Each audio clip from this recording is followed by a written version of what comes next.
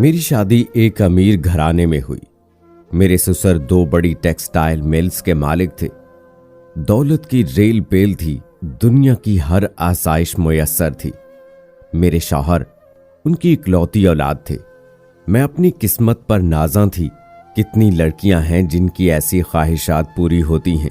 उस घर में हम 4 लोग थे, एक ससुर, एक मेरे शौहर, एक मैं, और जी हां, एक मेरे ससुर की दूर दराज की काफी उम्र रसीदा खातून थी। मेरे शौहर का कहना था कि उनकी औलाद ने उनको दर बदर की ठोकरें खाने के लिए छोड़ दिया और फिर मेरे ससुर उन्हें घर ले आए। उम्र 70-80 के लगभग थी, बाखामोश फितरत थी, लेकिन बस मुझे उनसे चिढ़ सी थी। मुझे ऐसे मालूम होता था कि मेरी राजधानी में वो एक बोझ है, मेरे सपनों के महल में बदनुमा दाग हैं। मैं दबे दबे लफ्जों में अपने शौहर से उनको घर से निकालने का कहती, लेकिन ये तो मेरे ससुर का फैसला था। मेरे शौहर का कहना था कि उनके घर में दौलत की रेल पेल और बरक़ात अम्मा को पनाह देने के बाद शुरू हुई और अब्बू कभी भी ये बात नहीं मानेंगे। फिर अचानक मेरे ससुर का हार्ट अटैक से इंतकाल हो गया।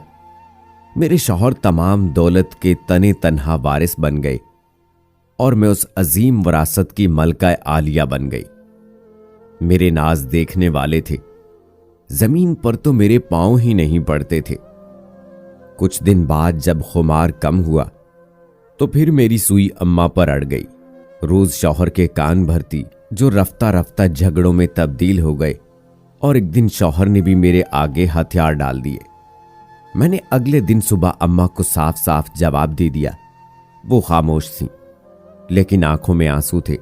फिर वो कुछ बताए बगैर घर छोड़कर चली गई। मेरा और उनका कोई मुकाबला न था, लेकिन मैं यकतरफा मुकाबला जीत चुकी थी और फतह के नशे से सरशार थी। हफ्ता ही गुजरा तो मेरे शौहर इंतहाई परेशान घर आए। मालूम यह हुआ कि मेरे ससुर पर काफी बैंक कर्ज था। उसके अलावा लोगों का उधार भी था। चाइना का टेक्सटाइल इंडस्ट्री के मुकाबले में आने से कारोबार भी काफी मुतासिर था।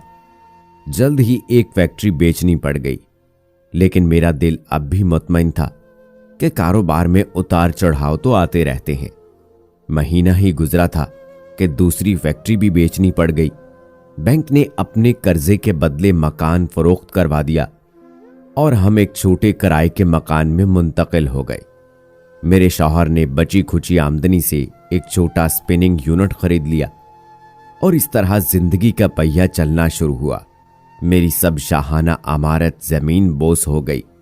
मुझे एहसास से जुर्म ने घेर लिया। मैंने एक बेबस, लाचार और ज़ईफ औरत को बेघर किया। मेरा अपना सपनों का महल बेखर कर रह गया और ये ज़वाल अम्मा के जाने के बाद ही शुरू हुआ। मुझे अपने ससुर की बात दुरुस्त मालूम होने लगी। जिस तरह उरूज अम्मा के आने से शुरू हुआ था, इसी तरह अम्मा के जाने से रुखसत हो गया था। हमको समझना चाहिए, घरों में बुजुर्गों से ही बरकत होती है। बुजुर्गों की दुआएं ही होती हैं जिनकी वजह से घर में खैर व बरकत होती है। अल्लाह पाक बुजुर्गों का साया हमेशा रखे। आमीन।